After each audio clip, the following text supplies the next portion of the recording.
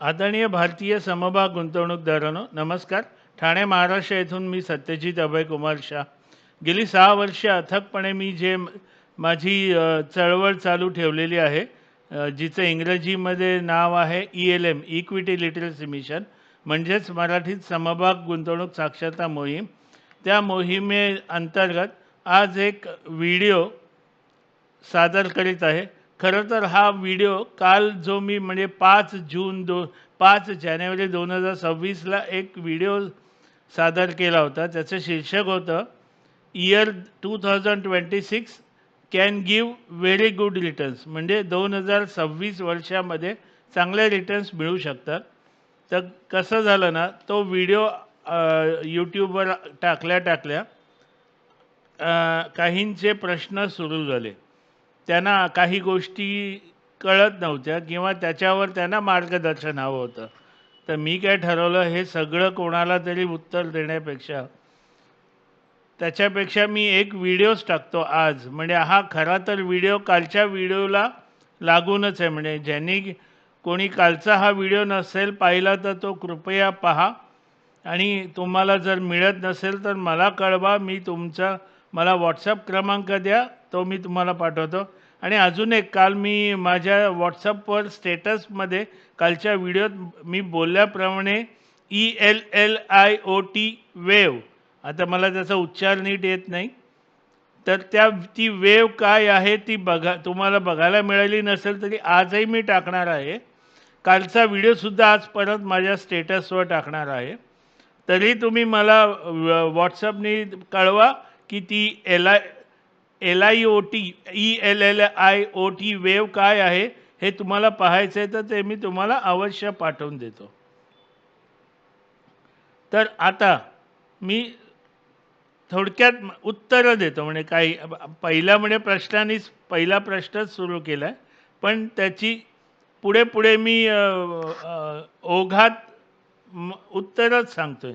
आता पहिला प्रश्न काय होता की तुम्ही जी व्हिडिओ म्हणालात की 2026मध्ये चांगले दिवस येऊ शकतात, समभागांना चांगला परतावा मिळू शकतो.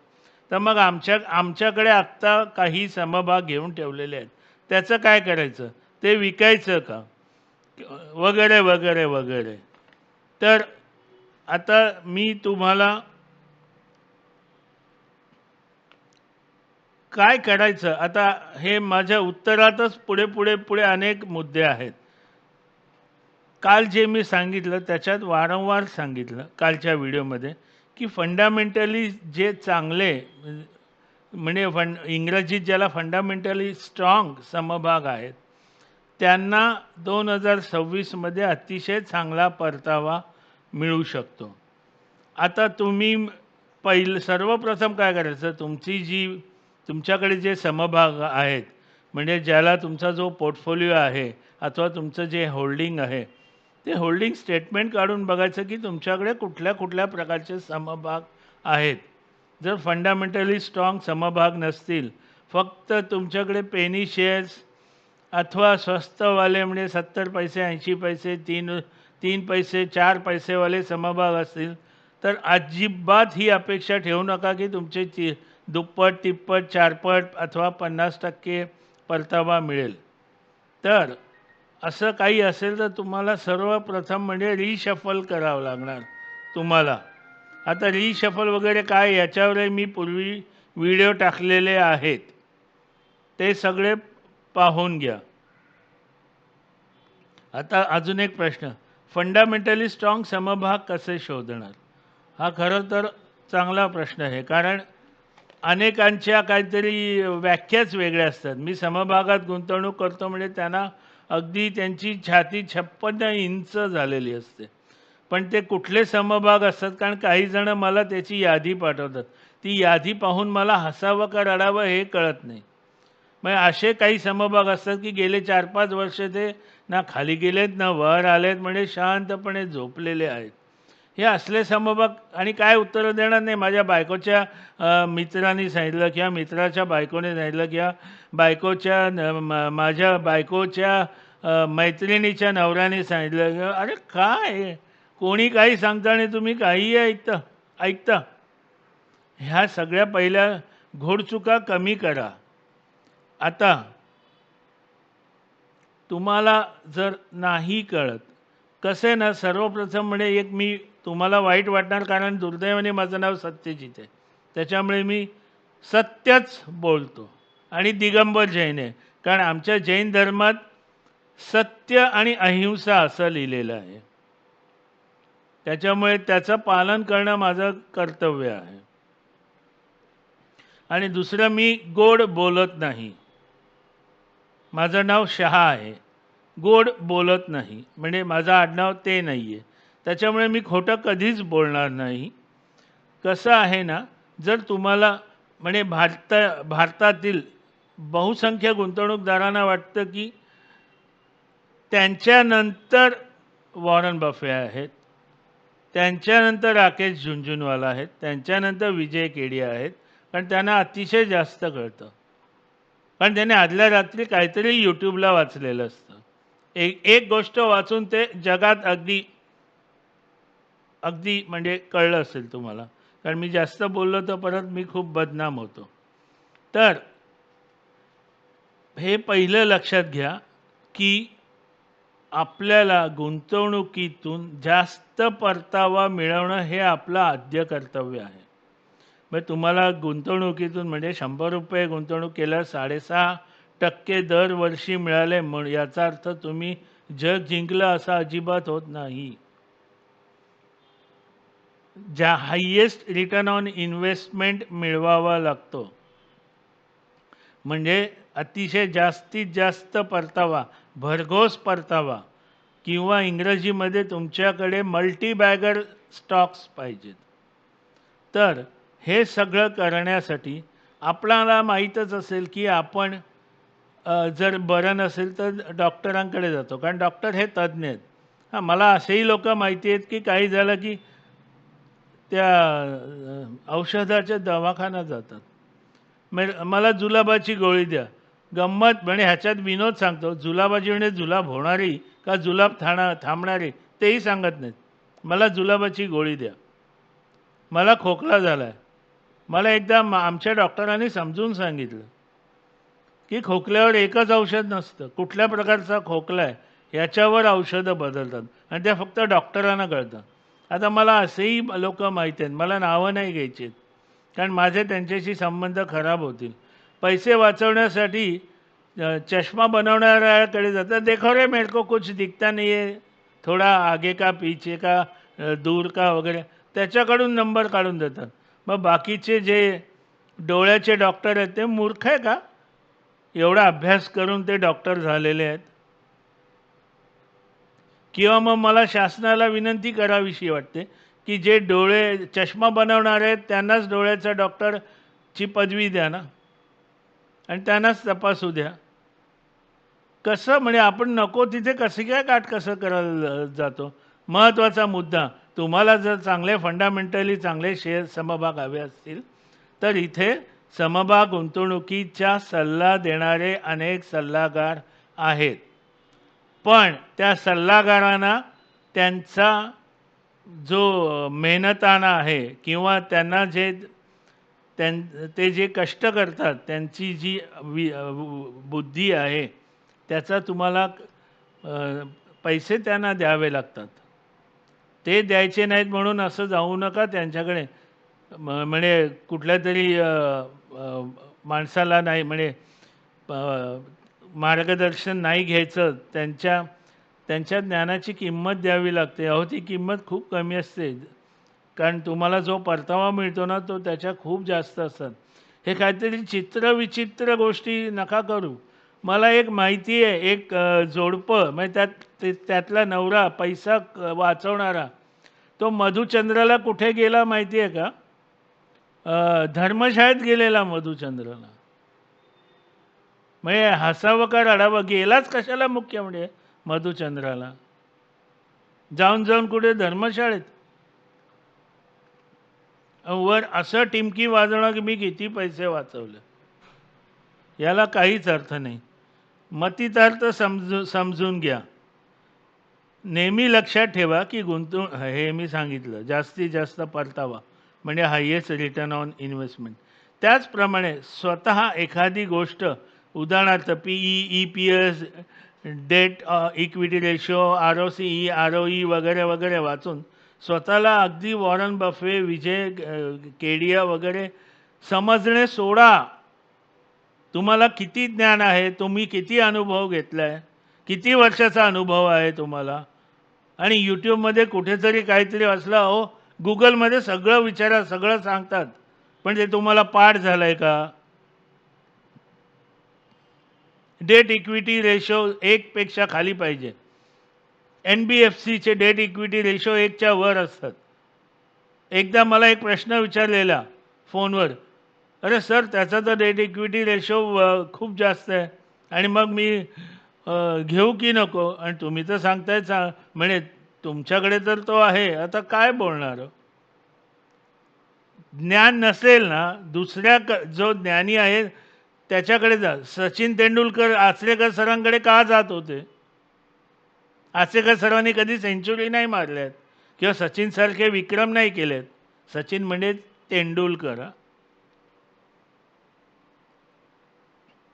आता त्याच्याप्रमाणे काय काय गोष्टी करू नका.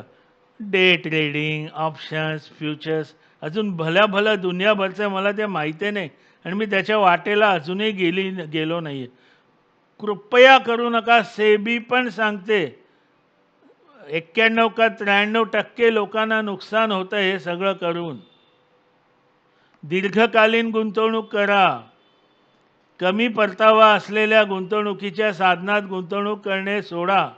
आता कमी परतावा म्हणजे मला सांगायची गरज नाही. 6.5% दर साल दर शेकडा, 7%, 8%, 9%, 10%, 11%. सर्वप्रथम तुम्ही ज्याच्यात गुंतवणूक केली त्याच्यातून तुम्हाला किती टक्के परतावा मिळाला हे पहा. काल बहुतेक मी सांगितलं, एक व्यक्ती हुशार, शिकलेली 9 वर्षात म्युच्युअल फंडमधून 40 लाख गुंतवल्यावर 20 लाख मिळाले म्हणून भरपूर खुश. त्यांना दाखवून दिलं, तुम्हाला 9 वर्षात 20 लाख मिळालेत, म्हणजे 9 वर्षात 40 लाखावर 50% नफा मिळालेला आहे. पण तो 50% दर साल दर शेकडा 9 वर्ष म्हणजे 9 वर्षासाठी मिळाला, याचा तर दर साल दर शेकडा 5.5% झाला आहे. त्याच्यापेक्षा 1% जास्त बँकेत देतात.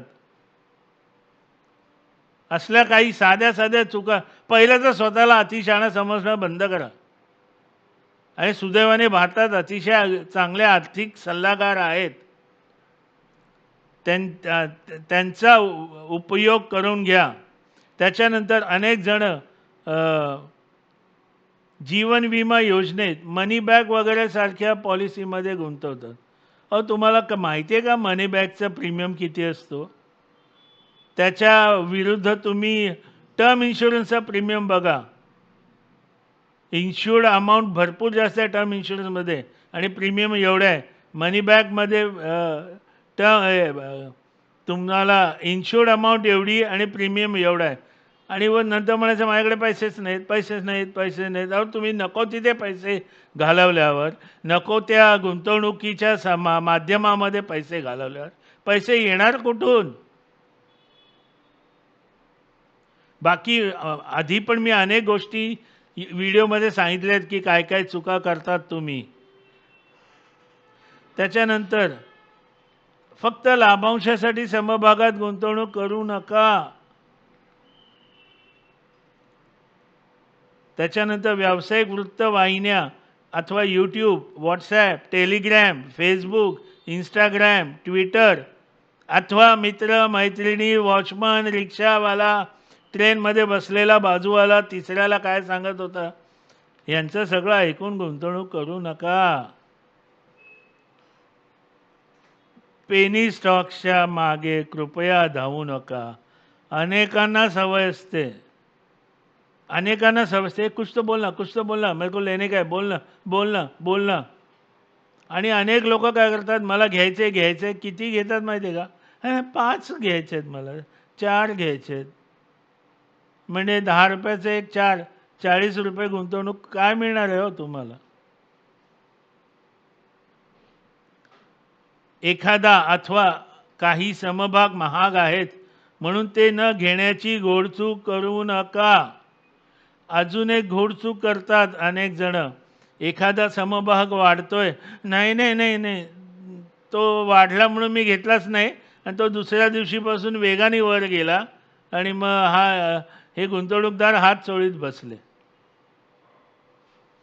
त्याच्यानंतर दर सेकंदाला, दर मिनिटाला, दर तासाला, दर दिवशी, दर आठवड्याला, दर महिन्याला, दर 2 महिन्याला, दर 4 महिन्याला समभागाचे भाव सारखे बघणं सोडा. कारण लाल रक्त आला की लोकांना खूप लोकांना काय होतं हे मलाच माहीत नाही. दीर्घकालीन गुंतवणूक काय असते हेच पहिलं माहीत नाही. त्याच्यापेक्षा तुम्ही दीर्घकालीन गुंतवणुकीवर अभ्यास करा. माझ्यासारखे मूर्ख लोक काही आहेत. सेबी अशाला नाही नाही म्हणत, मी काय कोणाला टिप्स देत नाही, पण दीर्घकालीन गुंतवणूक काय हे समजून सांगू शकतो. त्याच्यानंतर अनेक जण लॉस बुकिंग करतच नाही. नाही नाही नाही, मी घेतलेल्याच्या पेक्षा मला जास्त 1 रुपया जरी मिळाल्याशिवाय मी विकणारच नाही.